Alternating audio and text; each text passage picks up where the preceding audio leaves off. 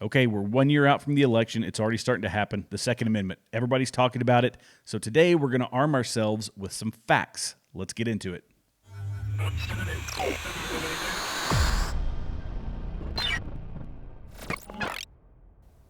Okay, welcome back to Continue Freedom. If this is your first time here, welcome. Be sure to like, subscribe, leave comments below. We are on X, Locals, Rumble, and YouTube. All right, so the Second Amendment. Let's go ahead and start. The first thing that everybody says about the people that are opposed to the Second Amendment, the first thing that they say is that our founding fathers never had the intention of American citizens owning firearms like AR-15s or semi-automatic pistols. Now, I think you know, and I know, that they rarely talk about the pistol side of things. They're always focused on the AR-15 because, I believe, strictly because of aesthetics. It looks very similar to the M4 carbines carried by the military, so they think that it's the same thing, even though it's not. We know that. We'll talk about why for those of you that don't know. But let's go back to Thomas Jefferson. This is in 1774. And he said, "The laws that forbid the carrying of arms are laws of such a nature. They disarm only those who are neither inclined nor determined to commit crimes. Such laws make things worse for the assaulted and better for the assailant. They serve rather to encourage than to prevent homicides, for an unarmed man may be attacked with greater confidence than an armed man." It basically says, if you have a weapon, there's less of a chance that you will be attacked. Or if you are attacked, you will have the ability to defend yourself. This is back in 1774. This is when you could still die from a bad Thai meal, right? I mean, this is a long, long time ago. This is 200 and some years ago. And we see that today. People make the argument all the time. They say the places where the highest gun, or with the most gun laws, have the highest crime rates. And in some cases, that is true. But I realized when I started looking through the statistics that these are skewed, and it depends on if you're looking at CNN, MSNBC, ABC, CBS, Pew Research, the Brookings Institute, whoever you're looking at, they all use different statistics. And so when you look at the cities with the highest gun crime, they're never the same. In all of these places, they skew the statistics. Something else that skews the statistics are not homicides, suicides.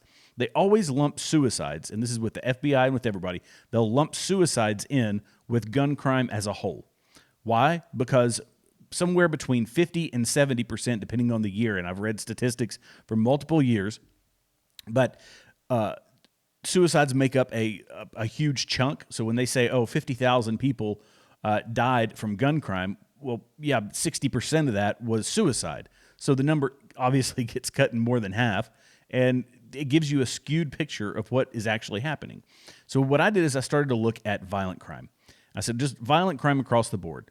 And when you lay out violent crime, because this is the thing, guns are a deterrent for more than just murder, right? You can say that the murder rates in a certain place are particularly high, but firearms also act as a deterrent to people. And so I looked at violent crime, and I realized that, first off, St. Louis, Detroit, Baltimore, Memphis, Little Rock, Arkansas, Milwaukee, Rockford, Illinois, Cleveland, Ohio, Stockton, California, and Albuquerque, New Mexico. Those were all the highest ones. So there's some places in here. New Mexico, I don't think, has very strict gun laws, but St. Louis is above and beyond at St. Louis and Detroit. And again, this is 2019. So there were 2,082 violent crimes, Detroit 2,057, Baltimore 2,027, and then it starts to go down. Memphis is pretty much on par, which is 2,003, and then Little Rock, Arkansas drops off the map and it goes down from there. But nonetheless, these are violent crimes, and so I thought, okay, well that's interesting. Where do these places stack up on a broader scale? So I was able to find let me pull it up here, a chart that shows these. Here we go, top 20 cities. So let's go to a screen share here. All right, so let me make that a bit larger so you can see it. So we're looking at places in Mexico. This is in North and South America. And we've got Mexico. Basically, they are sitting right here, St. Louis, right here inside the top 10 in North and South America. And they're on par with Ensenada, Mexico. Tijuana is not that far off, and this is per 100,000, I believe. So St. Louis is well up here inside of North and South America. Places in Brazil and Venezuela where there's poverty and there's rioting and there's all kinds of wild stuff going on. Mexico, which is run by the cartels. And then the Baltimore is down here inside the top 20. So it's sitting at 19, 18, 17, 16 inside the top 20. So we're talking about places that have very strict gun control. And we're talking about places that have violent crime on par with, cartel-ridden, drug dealer-ridden areas in Mexico. That's nothing to scoff at, right? It's nothing to scoff at. And so I also looked at the at the overall murder rates, and these are again from the FBI's 2019 statistics. And total murders in 2019, 13,927. And of those, how many would you assume when they talk about the AR-15? They're talking about banning high-capacity magazines. They're talking about this. They're talking about that. How many would you say of the 13,927 murders? How many of them were committed with a rifle of any kind? And this isn't just an AR-15. This is rifles in general. 364. So we're talking about a minuscule number when it comes to the percentage. Handguns, how many of those? 6,000. But they don't want to talk about handguns. I'm glad they're not talking about handguns, but they are talking about rifles. Why? Why would they focus in on the rifle? In my opinion, and if we go back to the Founding Fathers and what they believed, is that like every freedom-loving American, we believe that our right to self-preservation isn't just for people breaking into our homes. It's when we go against a tyrannical government, period.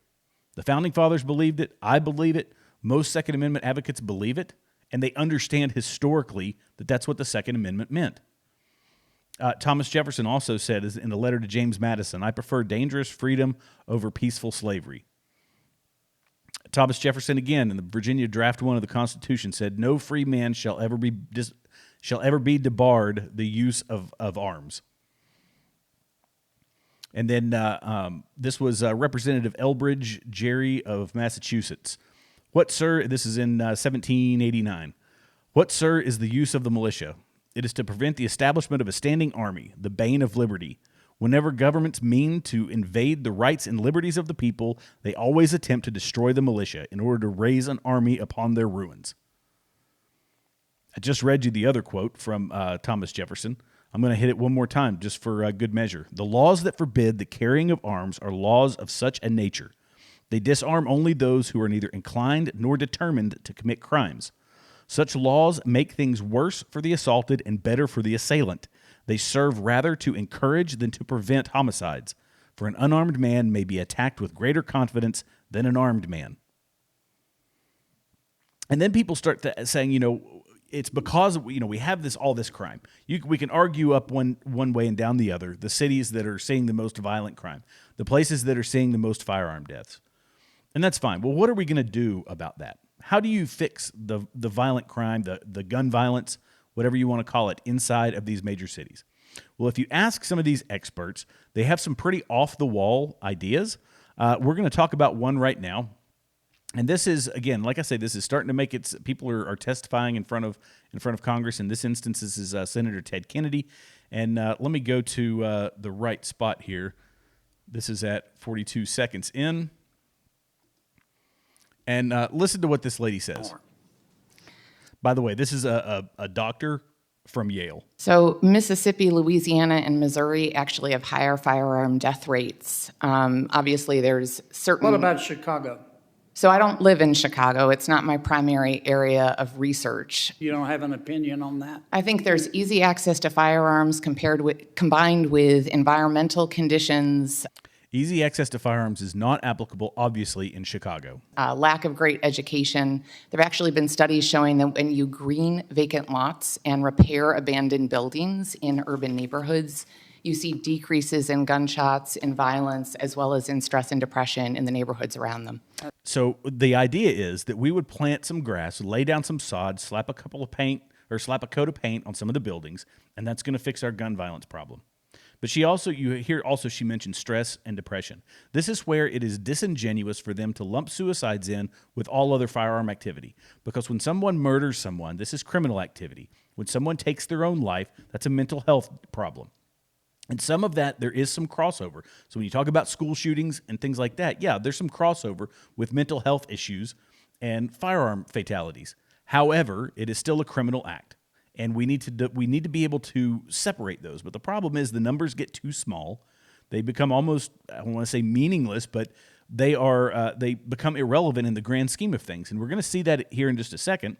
Let me go to section 329 or 329, Command J, 329. Didn't go.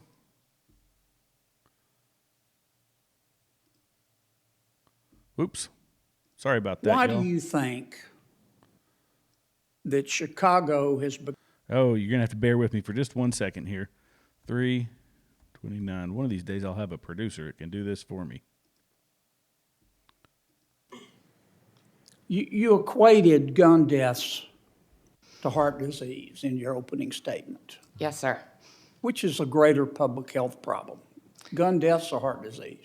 So heart disease does kill more folks across the United States, largely in the That's end of their life. 700,000? 700,000 dying from heart disease. Yeah. Gun deaths about 50,000? Correct. 50,000, but only 20,000 of those were under criminal. This is in 20. Their numbers are 2022 numbers. It was 20,000 under their 2022 numbers, compared with 26,000, which were the ones that were suicides. So drastically different, obviously. Do you support outlawing fried foods? I'm sorry. How does that relate to? Because fried foods contribute to heart disease, don't they? Again, I have not written or said that I I'm sure support you're a outlawing. physician, right? I am. Have I said that I support outlawing anything in my testimony today? Okay. Let me ask one. So that's the point. The point is they are focused on the tool, right? The tool is the AR-15 is rarely, if ever, used for suicide because it just doesn't make sense. Handguns, yes. The idea, though, is the tool. Do we outlaw the tool or do we fix the actual problem? And I'm going to get to that right now, which is she says that we need to green up areas. We need to do things like that. Let's go back to a historical reference here.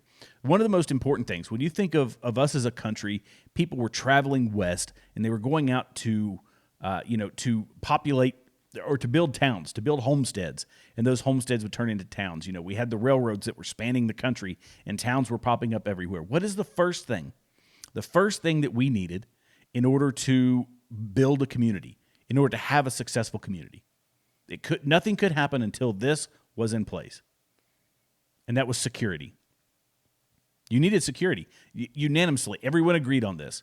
If you feel like you were going to get robbed, stabbed, shot, looted, extorted, any of those things, then you can't move on with building an effective society. You can't move on with building an effective town or an effective city. You have to have security. That gives everyone freedom of movement to build the town and to have a business and to conduct business, in a fair manner. I mean, to have a capitalist society, you have to have security. Well, in these places, St. Louis, Detroit, Baltimore, Memphis, Chicago, all those, there is no security. Why is there no security? There's no security because they have consistently said they are going to defund the police. When the police actually do their jobs, and in the conduct of their jobs, something happens that is able to get spun by the press, then those very police departments, those very cities, turn on their police officers. So there is no confidence of the police officers have no confidence in their leadership to allow them to carry out their jobs as they see fit, in accordance with the laws. And so security has to be part of that. And when you have a police department that hates the police officers, when you have police protecting a city that hates them, you cannot effectively have security. We saw it after the riots in the Summer of Love, right? When the cities were burning to the ground, the cops said, we're not going to go there. There is no point in us going there. If we go there and we have to arrest somebody, or God forbid, we have to shoot somebody, the town does not have our back, or the city leadership does not have our back. Our police leadership does not have our back. So we're just going to be hung out to dry. There is 0 point in going into a place when that is the case. And I believe that this is intentional. I believe they intentionally sow this distrust between the police officers and the city leadership so that we can have this chaos that's existing in St. Louis, in Baltimore, in Chicago, in all these places. And that is, I made a video many years ago where I said that there's all kinds of untapped potential in these urban centers. And it's untapped potential because you have these young people growing up amongst violence, growing up amongst broken homes, growing up in, abject poverty in some instances. And you can't bring industry into an area to allow job opportunities, to allow those young people to be retained in that community, to build up and grow that community until you have security. It is an impossibility. And until we can establish security, and until we vote for people, those people in Chicago, in Baltimore, they are voting the same way. And almost unanimously, you can go down through these major cities that are having issues, and it is entirely run by Democrats because they are taking money out of the police departments and putting it into social programs. And those social programs act as many little prison camps for these people, mental prison camps for these people. And so we can't unleash the potential that's in those neighborhoods until we have security, until we start standing up for the police, and to be perfectly honest, until they start voting a different way. That doesn't mean that there's not going to be corruption. It's going to be a messy process. It's a difficult process to entirely change the voting patterns of major cities. But until that happens, these cities are not going to get better. They are only going to get worse. And these people are going to continue to live in poverty and in fear for their own lives because of criminal activity that needs to be rooted out and wiped out. And they are going to continue to be victims until their politicians say, you know what, maybe we should give these people the right to defend themselves. That's where it all starts. It always comes back to at the individual level, in that 10-second interaction, when a criminal attacks someone with a firearm and that person has the right to defend themselves, then the fear needs to be generated in the hearts of the criminal. The fear shouldn't reside only with the innocent people. And that's the type of policies and the type of environment that Democrat politicians have created. So there you go. That's my thought on it. And I was going to talk about a section with the Brookings Institute, but I'm going to leave that one for another time. Thank you all so much for watching. Be sure to like, subscribe, leave comments below. Again, we are on X, Rumble, Locals, and YouTube. Go follow me over on X, trying to build that following over there. Thank you all so much, and we'll see you next time.